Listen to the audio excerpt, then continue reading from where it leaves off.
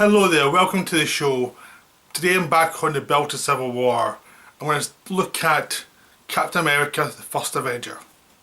Okay, the First Avenger was the initial Captain America film. It was the one made not long after Iron Man 2, before the Avengers, and it was kind of a weird film that I don't anyone really that much trust in, because it was Captain America, and Captain America is this guy who's a patriot who's got a silly suit.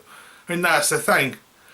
He's one of those characters that's never been done right, because the character can look like a joke quite easily. I mean, it's in this sort of cynical world, Captain America come across as something absolutely horrible and embarrassing. So it's like, it was one of those films that Marvel did, you were thinking this could be their disaster.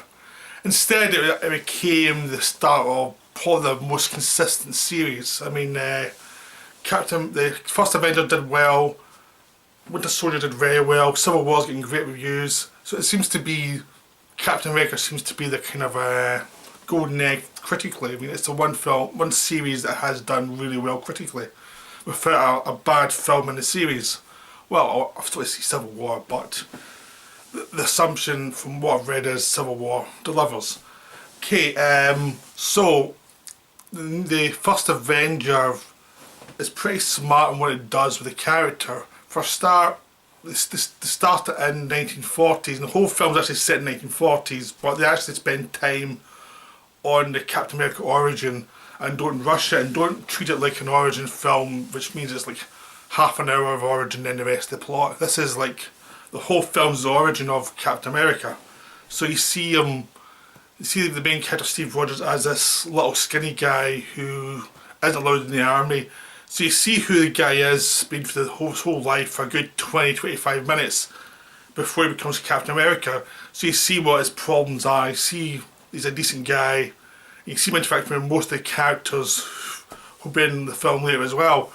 So they've got a lot of, and so they give you a lot of information, a lot of sense of who the guy is, the fact he is a very decent person and who will sacrifice himself for the greater good. He believes in people, he believes in his country, he doesn't want to stand up. He wants to stand up and do his part against Hitler and against the Nazis, no matter what it cost. So they really set him up as one of the most stalwart guys, the epitome of someone who's just decent. And then they give him the super serum, which makes him Captain America. So that's what really works with the film, is that they spend so much time on the small parts. And what the smartest thing they ever did was they hired Joe Johnston, who also directed Rocketeer. It was another 30s 40s based comic book film, which is one of those underrated films that everyone seems to love. It bombed when it came out, but it's a cult film. Everyone thinks it's a great film. It's one of those films that just works.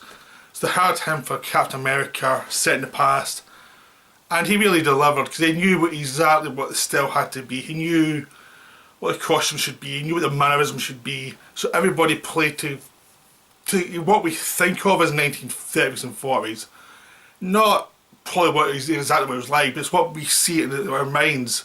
He seems to understand that, and he delivers a really good film based on what we expect to see when we see a film set during World War II or just before World War II. So he really delivers the style and the atmosphere and just delivering what you want from this kind of film. So by doing that, it creates a world you can believe in. So when the fantastical elements start to come in, it's still believable when the film's based, because they're setting up very slowly. Instead of just cramming all the mythology in 20 minutes would have made it look really absurd. They start with the central character, then you go and you deliver what his problems are, you deliver the atmosphere, then you deliver the super serum, and then you deliver the costume, and then it's progression. So after his mentor is killed, Steve's put into this program where he's just a propaganda tool for the army. He doesn't fight anything, he's just a propaganda, he's Captain America, so they get to take the mickey out of the costume. So that's what's really working well about the film, is they get out of the way the costume looks silly straight away, because the costume you're seeing in the film for a lot of the time actually is a silly costume that was made for like 1940s cheapo productions and propaganda. So they have a lot of fun with how silly the costume looks. And then they start delivering the action, and they deliver more character stuff as well within that action. So basically, you see Steve being frustrated by dealing with being a tool of propaganda for the army and not actually getting to fight along with everyone else. So eventually he has to go rogue to save his best pal Bucky, who's been captured. And basically that's the first thing you see him. You see him a little bit as with the powers earlier on when he's chasing down an assassin of his mentor. That's the first thing you really see him in the costume fighting Nazis and blowing the hell out of things.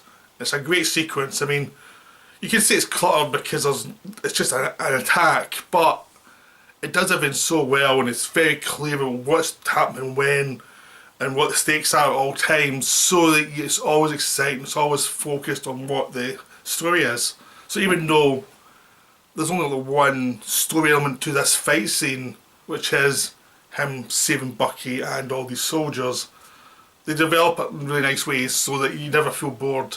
And that's when you're really introduced to the style of, it's 1940s, but you've got all these laser cannons and all these futuristic weapons as well. So it creates this great fantasy of, it's World War II, but it's full of like what people would hope, what people can imagine. What wouldn't this be great World War II fighting? You know, it's that kind of thing where it's close enough to reality, but also knows what your imagination would like to see.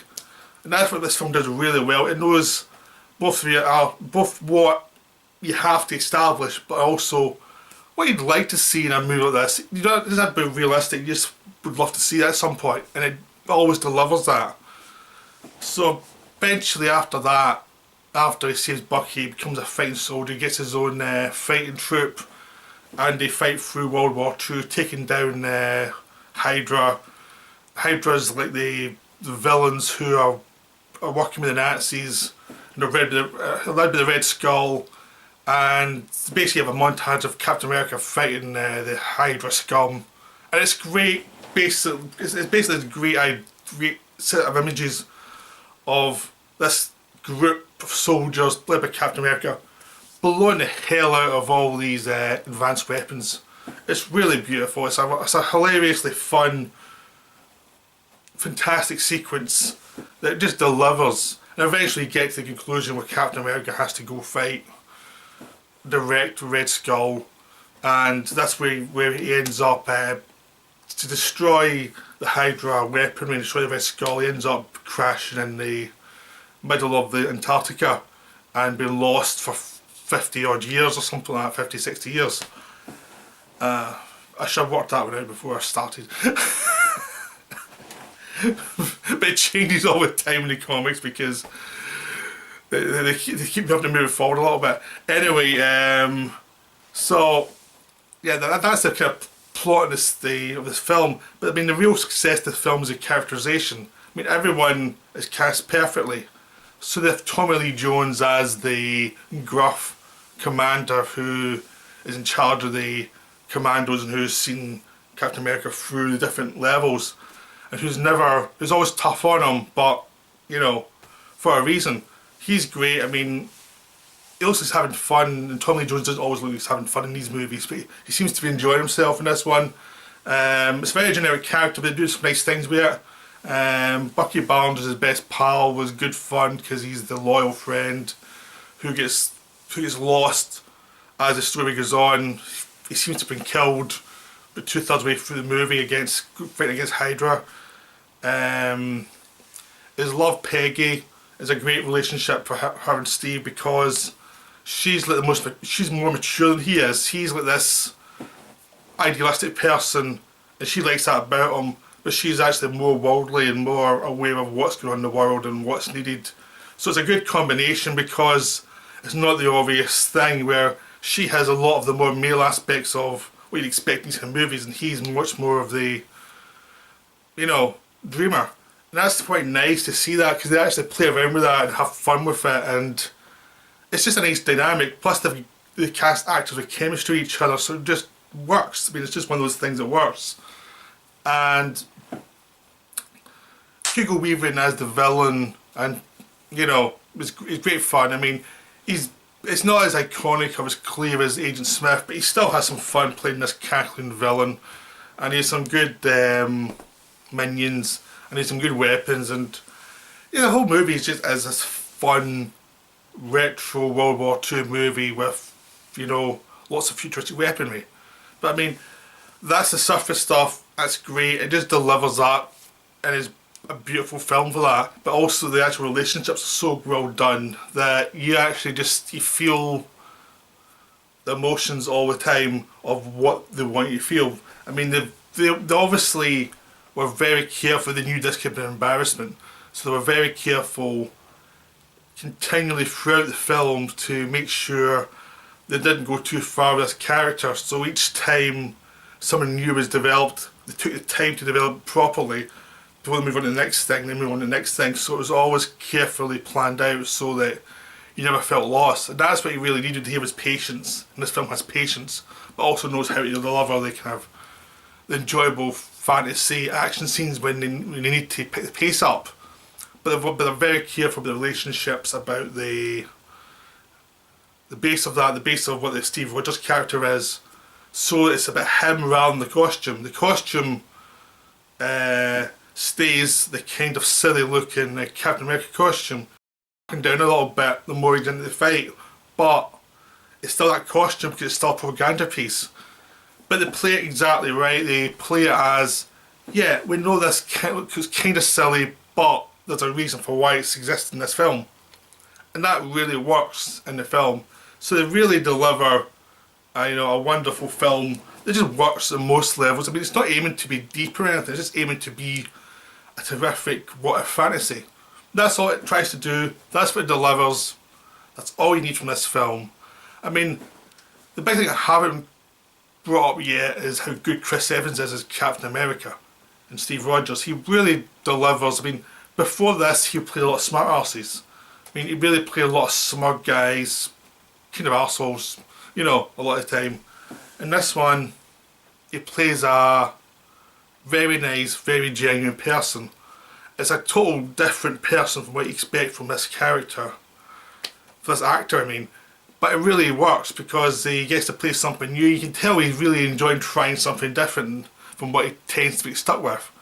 And it really works because he becomes, as the movies move forward, he becomes the linchpin of all the Avengers movies as well, because he's that kind of solid person that you need in the centre of a film.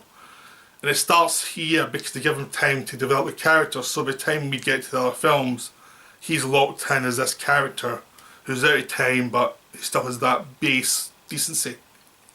Okay, that's my view of Captain America, the First Avenger. I hope you enjoyed it.